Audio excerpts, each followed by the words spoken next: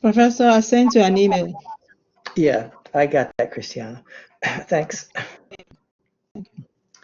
So today we're going to talk about the second unknown, or the biochemical unknown. And so I'll tell you a little bit what you would have done if we were meeting face to face, and then we'll talk about what you guys will actually have to do. But the way the unknown works is that each student would have gotten two different unknowns, and we would tell you that one of them is a gram-negative rod, and the other one is gram-positive, either a rod or coccus.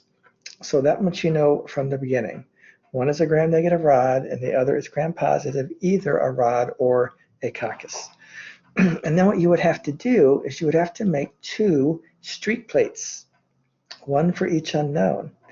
And those streak plates would serve as your stock culture that you would then use to perform biochemical tests on. So you'd use your streak plates as your source to identify the unknowns. You would also inoculate a MAC and a PEA plate, because MAC and PEA will tell you something about your unknowns. Does anybody remember what MAC and PEA tell you? Or what MAC and PEA do?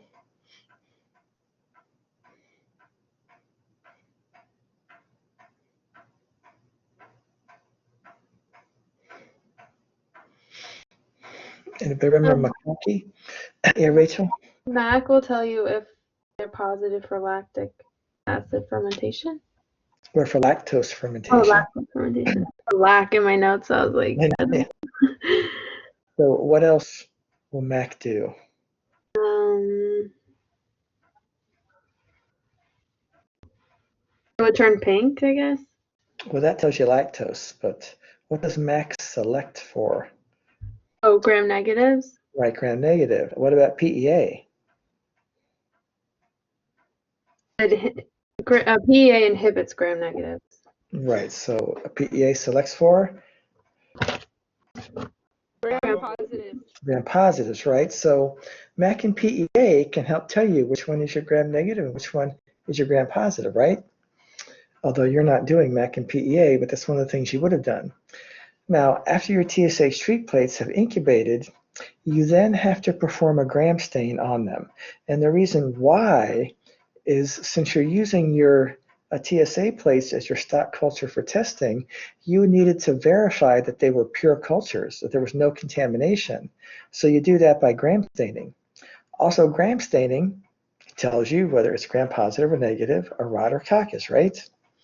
And so one of the major purposes for the unknown is for you to analyze your results, see if they make sense, or if there are any conflicts, what could have caused those conflicts. So an example, you were doing a gram stain, and your gram stain did not match your MAC and PEA results. Maybe you were gram staining and you got 2 gram positive organisms. Well, you know that's not possible because we already told you. One's a gram negative rod and the other's gram positive. So if you got 2 gram positives, that means there's something wrong with your staining technique, right? So you'd have to go back and think about what you were doing and how you were doing it. Maybe you found, well, one's a gram positive coccus, the other one looks like a gram negative coccus because the cells are oval, right? So it looks more like a coccus than a rod. But again, we've told you one is a gram-negative rod, the other is a gram-positive organism. So if you're sure about the coccus, then the other one, you had to think about, why does this look like a gram-negative coccus? And then you look at your MAC plate, well, it's growing on MAC, and you look at your PEA, it's not growing on PEA. So therefore, it must be gram-negative. And then you're like, well, but why is it oval? Because some rods are short and fat, right? They're all not long and skinny. And so you would have to analyze all your different data and try and figure out if there's a problem or if you made a mistake and how to correct that. You're not doing that remotely, but I just want to tell you, how you would have done things, for real. And then once you were satisfied, you knew what was your positive or negative, and that it was pure, you could start doing your biochemical testing. And you would actually perform all the different biochemical tests, interpret the results, and follow flowcharts to identify your unknowns. So what I'm going to be giving you is a document with stained slide images and with various biochemical test results that you'll use to identify unknowns. So I'm going to be sharing my screen now so I can show you the different documents that are on the website or on the Blackboard site.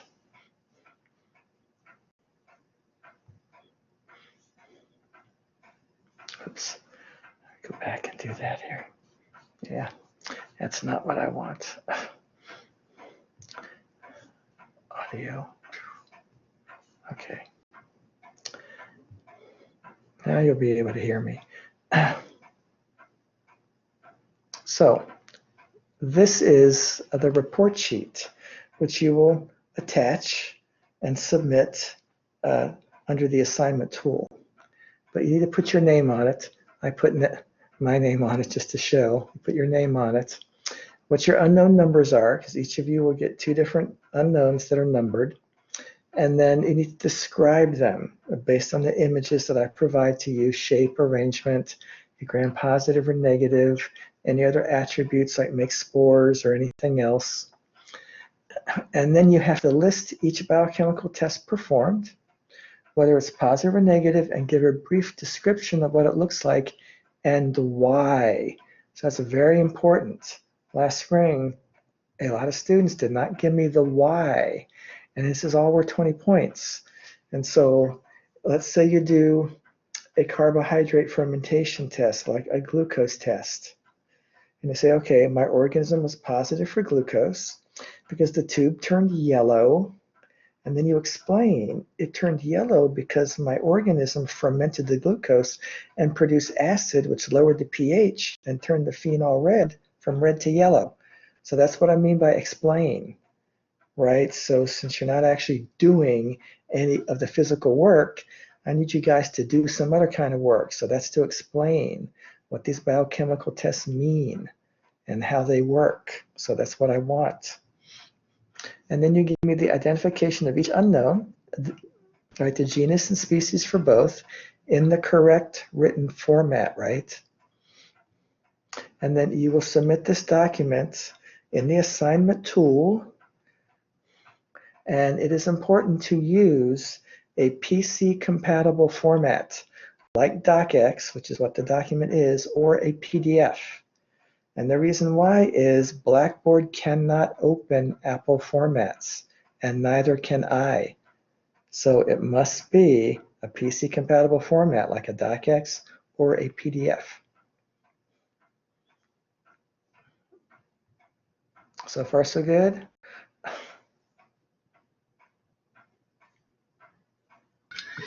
So, Professor, when are you getting the unknowns? Are you emailing them to us? Huh? Are you will you email the I'm not there yet. I'm not there yet. Right? So I'll make this look like yours.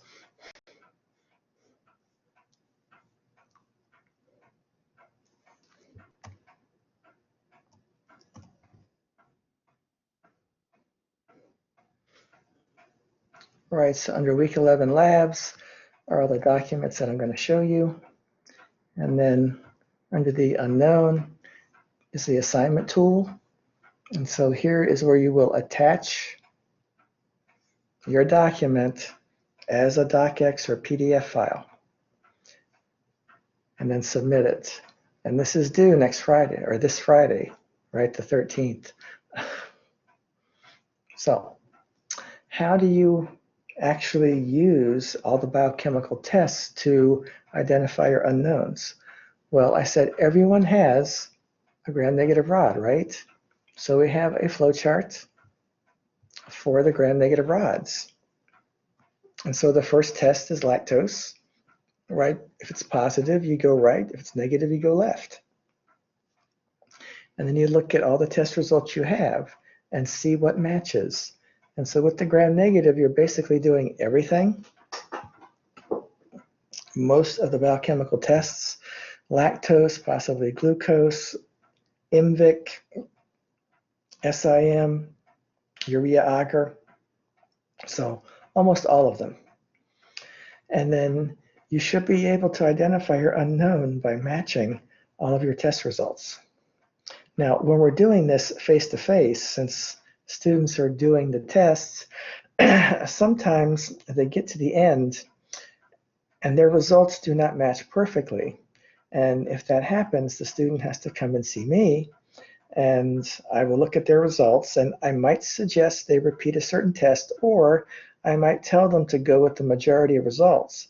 And the reason why is bacteria do not always produce the standard result, right? So most of the time they will, but sometimes they don't, because bacteria are living organisms, and sometimes they do whatever they want to do.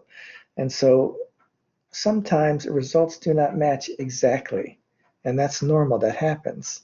You don't have to worry about that because I'm giving you results that should match. But everyone will be using the gram-negative rod flowchart because they all have a gram-negative rod.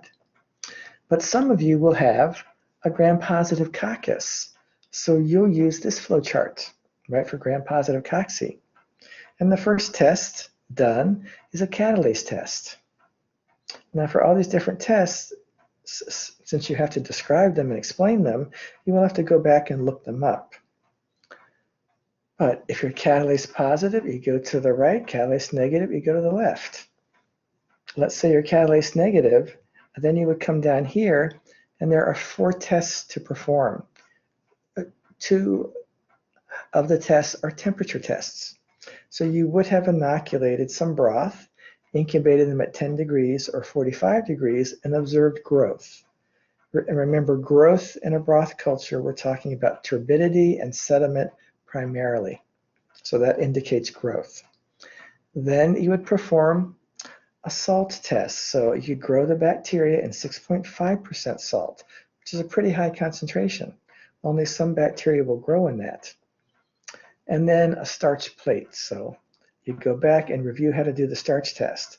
And based on those 4 results, you should be able to match, right, to one of these 4 organisms. If you have a gram-positive coccus, that's catalase negative. If you're catalase positive, you'd have to do a glucose test and then get that result. And then based on that result, you might have to do an MSA and a VP and a urease and a nitrate test. And then you should be able to identify what your gram-positive coccus is. Some of you will be getting a gram-positive rod. And so you'll use this flow chart, right? So you use the flow chart based on what kind of organism you have. And for the gram-positive rod, again, the first test is a catalase test. And the next test is to look for spores, or to do a spore stain. After that, you look and see what matches and follow your flow chart. You may have, don't worry about the Alberts, we don't do that anymore. But you may have to come down and look at some more test results, right? Like growth at 37, mannitol fermentation, the VP test.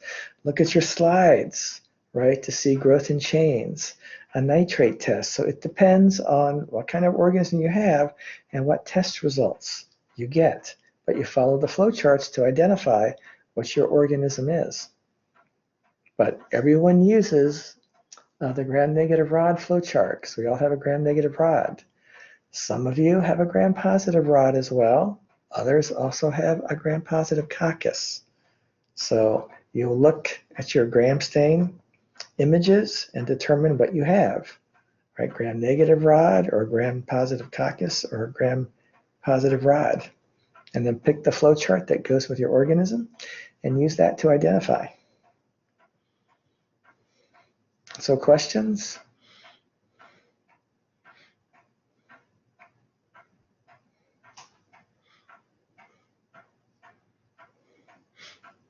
No questions? So we would be getting like pictures of slides like last time. Yep. Okay. And the charts are on in the course content. Yep. Great. Under week 11 labs, right, for this week.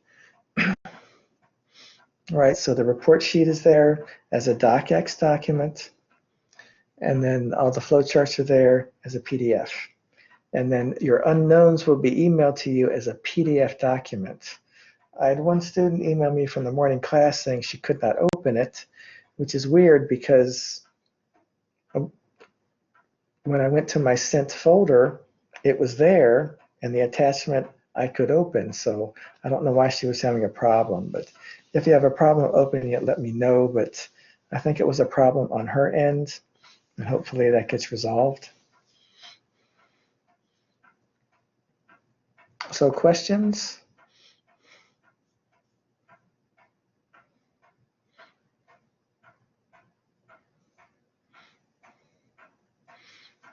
Anybody has any questions? So it is due on Friday, although some of you may get it done today or tomorrow because it doesn't take that long, but just make sure you're thorough and complete.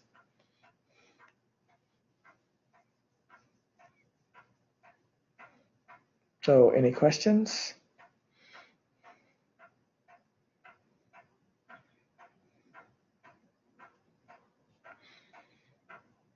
All right, then I'll start emailing them out.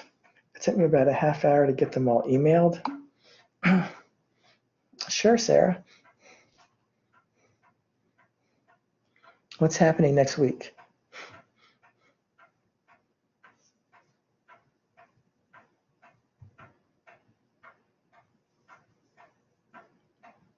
Yes, Sarah. You have a question, Sarah?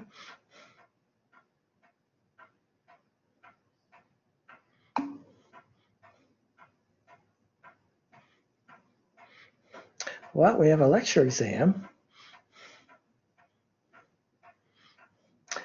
It's November 16th. So next Tuesday, it'll be on everything we finished this week, except for quorum sensing.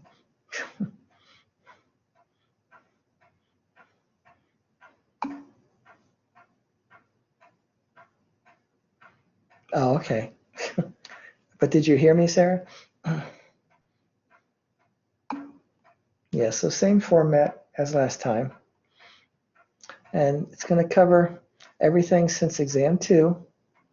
But let me double check and see. It may not, I have to check and see what it does not include. But we, oops.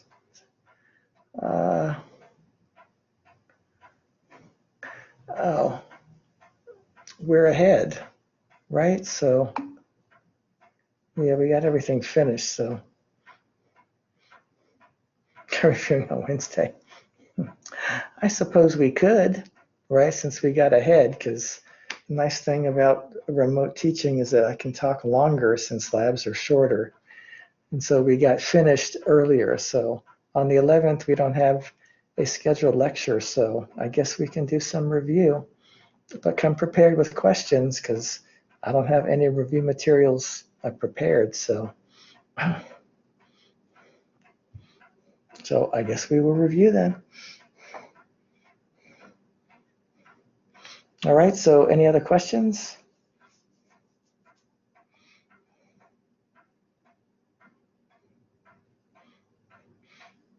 All right, then I'll start emailing your unknowns, and then I'll see you on Wednesday, right? Thank you, Professor. Have a nice day. You too.